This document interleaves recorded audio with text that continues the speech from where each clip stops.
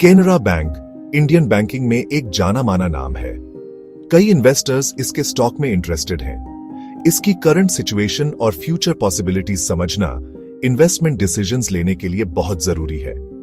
यह analysis Canara bank के stock performance को 17 फरवरी 2025 तक देखता है।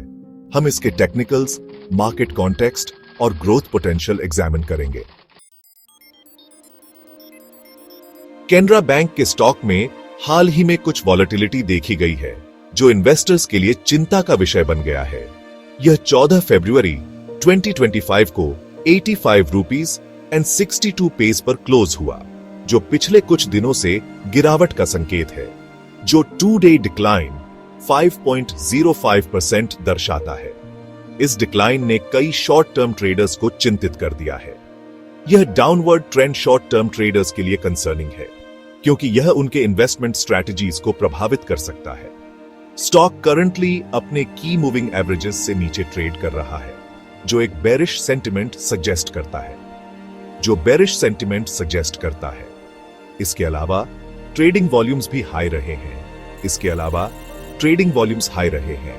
जो एक्टिव सेलिंग प्रेशर इंडिकेट करते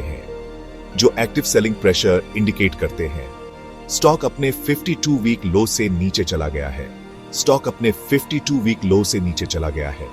जो नेगेटिव सेंटिमेंट को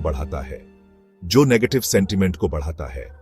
स्टॉक के परफॉर्मेंस को क्लोजली मॉनिटर करना जरूरी है, ताकि रिवर्सल या फर्दर डिक्लाइन के साइंस देखे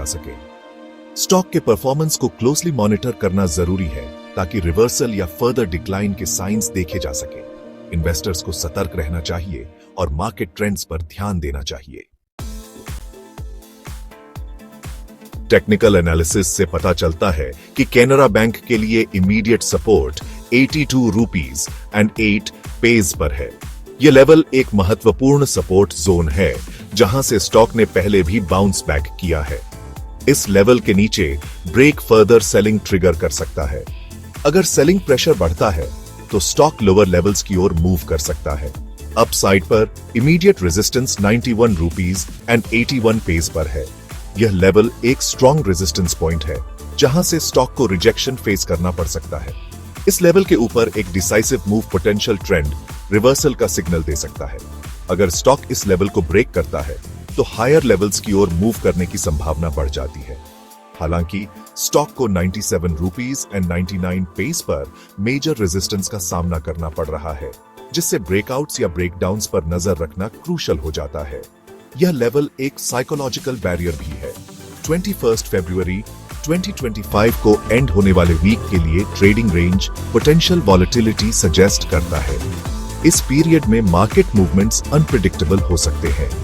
इन्वेस्टर्स को कॉशियस रहना चाहिए और ट्रेडिंग डिसीजंस लेते समय इन लेवल्स को कंसिडर करना चाहिए। सही स्ट्रैटेजी और रिस्क मैनेजमेंट से ही बेहतर रिटर्न्स मिल सकते हैं। ओवरऑल बैंकिंग सेक्टर भी वीकनेस एक्सपीरियंस कर रहा है। बैंक निफ्टी इंडेक्स 14 फरवरी 2025 को 0.6% डाउन क्लोज हुआ। यह broader market trend Canara bank के स्टॉक पर प्रेशर डाल रहा है। निफ्टी 500, एक ब्रॉडर मार्केट इंडेक्स, भी इस नेगेटिव सेंटिमेंट को रिफ्लेक्ट करता है। बैंक निफ्टी फ्यूचर्स में ओपन इंटरेस्ट का बढ़ना डाउन ट्रेंड के पोटेंशियल कंटिन्यूएशन सजेस्ट करता है।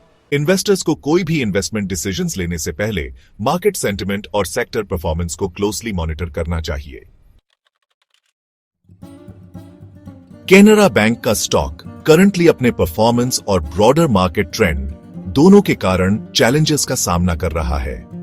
इसके अलावा मैक्रो इकोनॉमिक फैक्टर्स और सेक्टर स्पेसिफिक इश्यूज भी इसके परफॉर्मेंस को प्रभावित कर सकते हैं। जबकि इसका हाई डिविडेंड यील्ड 3.63% कुछ इन्वेस्टर्स के लिए अट्रैक्टिव हो सकता है। करंट मार्केट रिस्क्स को कंसिडर करना एसेंशियल है। यह यील्ड शॉर्ट टर्म वॉलेटिलिटी को ऑफसेट नहीं कर सकता। Actionable insights, short term traders सावधानी बरतें और न्यू पोजीशन शुरू करने से पहले क्लियर ट्रेंड रिवर्सल का इंतजार करें। मार्केट सेंटिमेंट और टेक्निकल इंडिकेटर्स को भी क्लोजली मॉनिटर करें। लॉन्ग टर्म इन्वेस्टर्स स्टॉक के परफॉर्मेंस को क्लोजली मॉनिटर करें और हाई डिविडेंड यील्ड को कंसिडर करें। डाइवर्सिफिकेशन स्ट्रैटेजी अपनाना भी महत्वपूर्ण है। ऑल इन्वेस्टर्स मार्केट ट्रेंड्स के बारे में इन्फॉर्म्ड रहे और कोई भी इन्वेस्टमेंट डिसीजंस लेने से पहले प्रोफेशनल एडवाइस लें। मार्केट डायनामिक्स को समझना और अपडेटेड रहना क्रिटिकल है।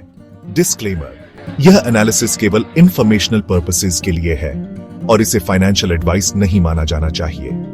इंडिविजुअल सर्कमस्टेंसेस को ध्यान में रखते हुए डिसीजंस लें। स्टॉक मार्केट में इन्वेस्ट करने में रिस्क शामिल हैं और इन्वेस्टर्स को कोई भी इन्वेस्टमेंट डिसीजंस लेने से पहले फाइनेंशियल एडवाइजर से कंसल्ट करना चाहिए। प्रॉपर रिस्क असेसमेंट और ड्यू डिलिजेंस करना आवश्यक है।